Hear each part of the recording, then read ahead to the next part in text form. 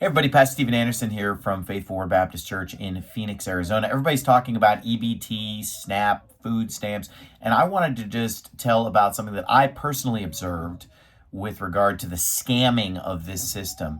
So when I was back in Bible college like 20 years ago, I was at Howes Anderson College and I was evangelizing in South Chicago every single weekend.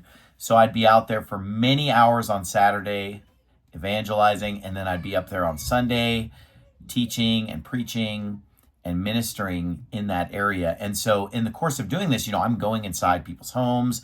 I got to know the neighborhood very well, knocking every door in the region. And specifically, this was the Inglewood neighborhood of South Chicago.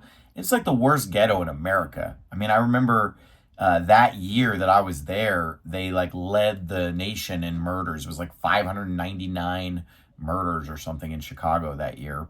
But what we would see is we would see these candy stores, quote unquote.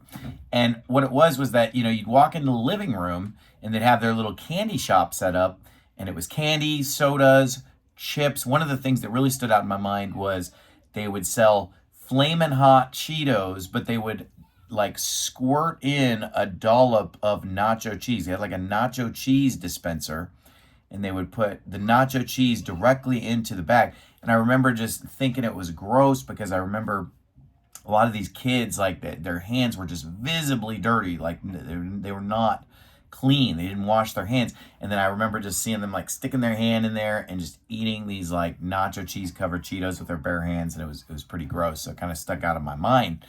But I remember the main thing about this was that the candy and the chips and the sodas were much cheaper than at the store. And I remember, not understanding it at first and thinking this is not a business model that makes sense. Usually you would buy something and then sell it for more money. You wouldn't buy something and sell it for less than you paid.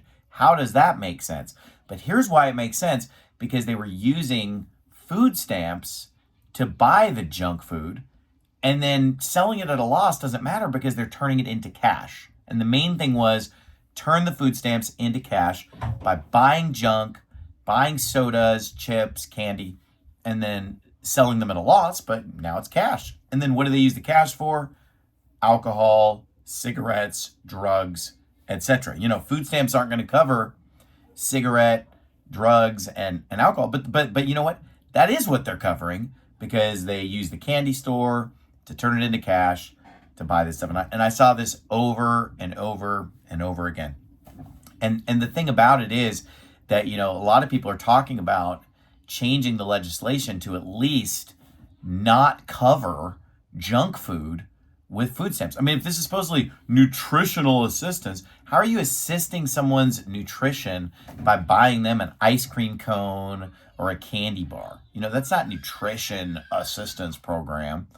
And, it'd be one thing about we're feeding starving people. It's amazing how many of these starving people are morbidly obese. But if it were about feeding starving people, then you would just provide them with a basic minimum nutrition, if anything. Why would that involve candy, sodas, and chips? Those things are all totally unnecessary, totally devoid of nutrition, empty calories that just make people fat, and they don't make their lives better anyway. I just wanted to bring that up because I've personally observed that many times.